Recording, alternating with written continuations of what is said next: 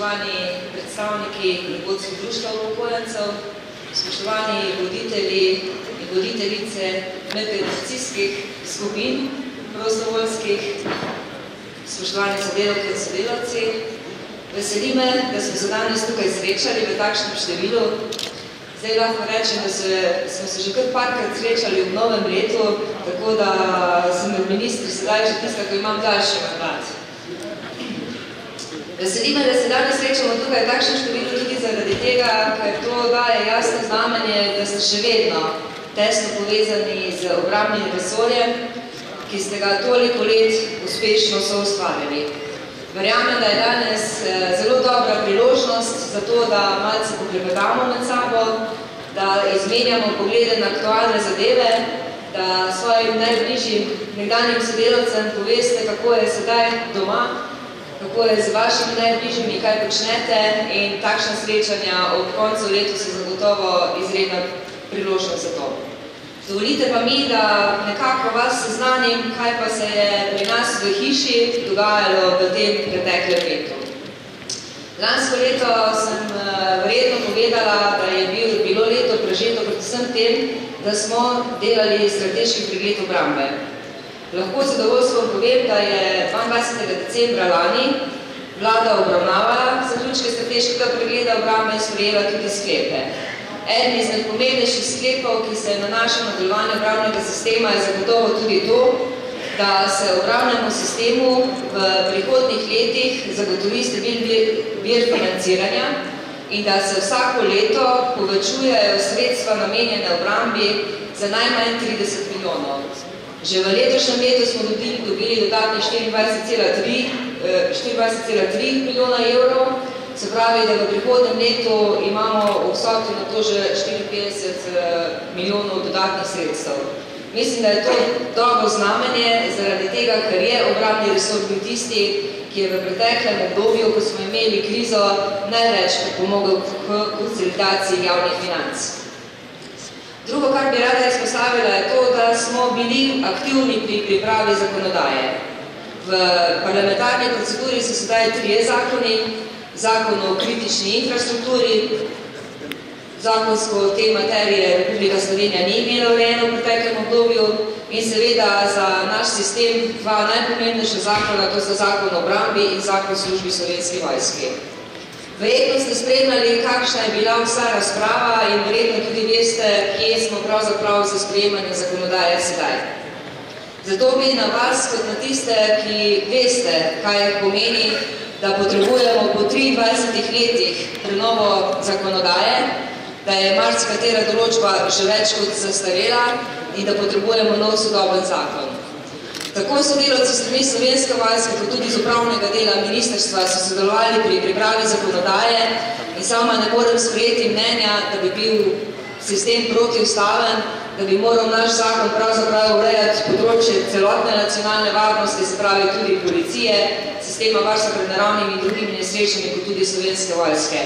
Mi smo pri pripravi tega zakona sledili konceptu, ki smo ga zgradili v Sloveniji in pravzaprav z temi novimi določbami tudi nadgradili.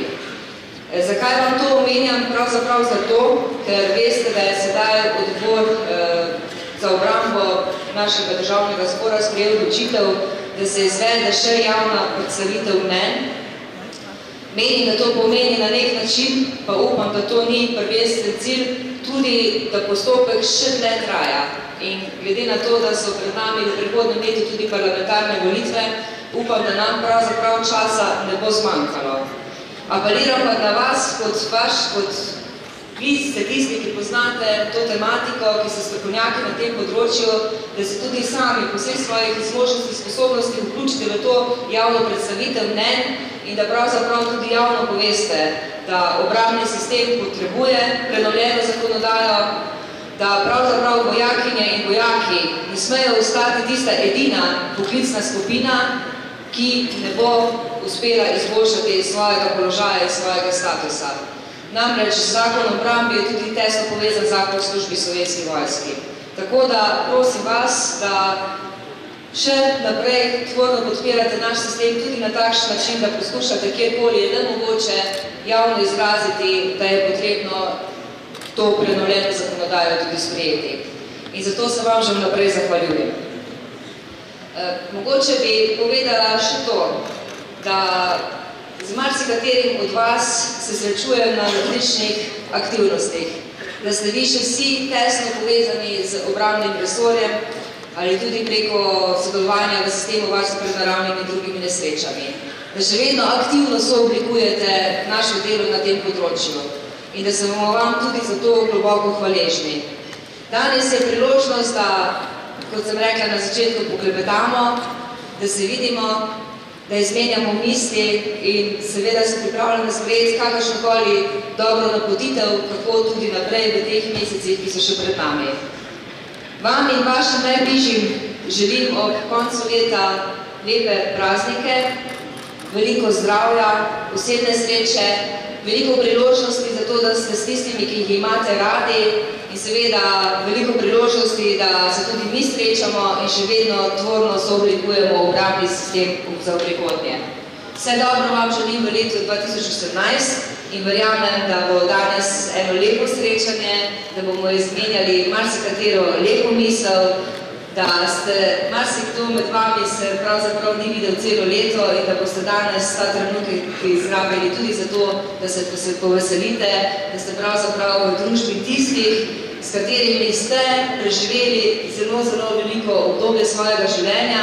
Pravzaprav smo marsikdaj skupaj bili, ali pa sedaj tudi z našimi sodelavci smo, mi skupaj preživimo več časa kot pa svojimi najbližjimi.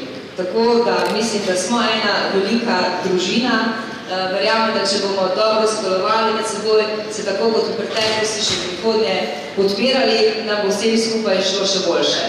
Najlepša hvala za to pozornost, ne bom predolga, uživajte, pogovarjamo se med sabo, izmenjamo lepe misli, vse dobro v prihajajočem letu, veliko zdravja, uspeh in sreče.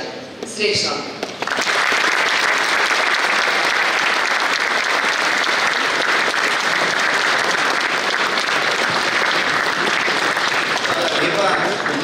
Posebej pa se zahvaljujem, zato ker je dejansko isto postalo naše tradicionalno srečanje.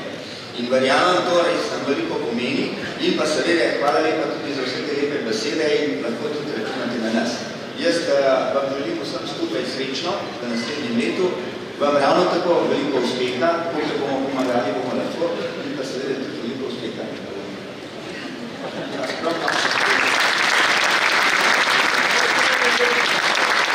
Thank you.